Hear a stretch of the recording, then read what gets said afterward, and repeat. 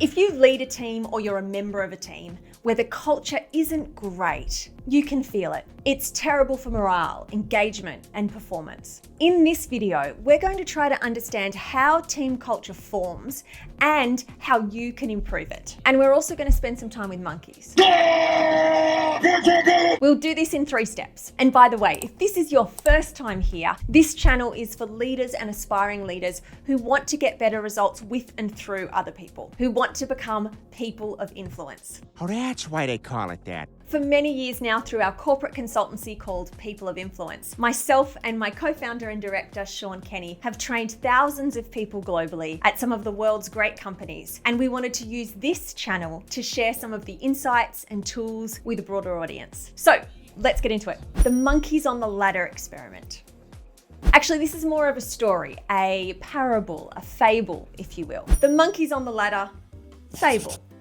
Picture this. There are 5 monkeys placed in an enclosure with a ladder, a bunch of bananas suspended above the ladder, and a hose. Not surprisingly, one of the monkeys goes up the ladder to fetch the bananas, but they are hosed down by the experimenters, and in addition, and this is key, the other monkeys are also hosed down. Unhappy monkeys all round, but the bananas still hang there. So a second monkey tries this, and the universal hosing punishment is repeated. Then a third monkey tries this, but this time the experimenter doesn't get a chance to hose this monkey because all the other monkeys attack him and preemptively punish him for this behavior. So now they all know, don't climb the ladder to get the bananas. This is a new behavioral norm. It is now part of their culture. Now it gets interesting. One of the monkeys is removed from the group and a new monkey is added. This new monkey does not know the rules and therefore, unsurprisingly, goes for the bananas, and what happens? The group punishes it. Then another monkey is substituted in. It goes for the bananas, and again, all the monkeys attack it before it gets to the bananas. These new monkeys are learning the culture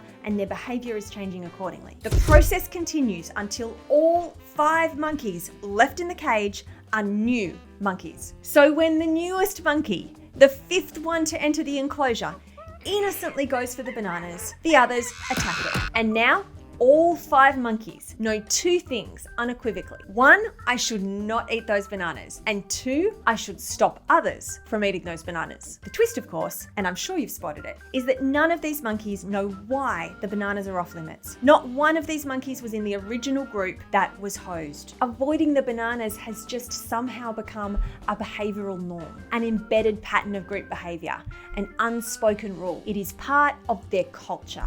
It's a little crazy, really. It's not necessarily a behavioral norm that serves the group anymore. After all, there are juicy bananas just waiting to be eaten, and 5 hungry monkeys. Quick side note, if you're liking this video, feel free to press like to express your appreciation. Moral of the story. I suppose every fable has a lesson. Slow and steady wins the race. Look before you leap. So what's the moral here? At the risk of ruining the riches of the myriad of messages you might take from this story, I want to point out a few things about team culture. And by team culture, I mean the group's collective norms of attitudes and behaviors. Number 1, a team culture will always form whether you intend it to or not. Number 2, individuals tend to conform to the team culture and not the other way around. Culture can be pretty sticky. And number 3, team culture may serve the interests of the group, but often it actually holds the group back from reaching their true potential. After all, there is a big bunch of juicy bananas just waiting to be eaten, and for some reason, and no one knows quite why, we're not trying to get them. Taking action. So what we need are team leaders and team members who see it as their job to deliberately shape team culture. The first step is alignment. Every member of the team aligning, agreeing on the behavioral norms that the team most needs to be successful. This involves a series of team conversations. The second step is accountability. The team leaders and the team members need to be willing to keep themselves and each other on track. I mean, I wouldn't suggest hosing each other down, at least not literally. You need to be a little more interpersonally skillful than that. But maintaining a new team culture does take ongoing effort before it's truly cemented. If you've seen our video, 5 steps to building a high-performing and extraordinary team, you'll know how important we think alignment and accountability is. If you haven't seen it, I highly recommend it.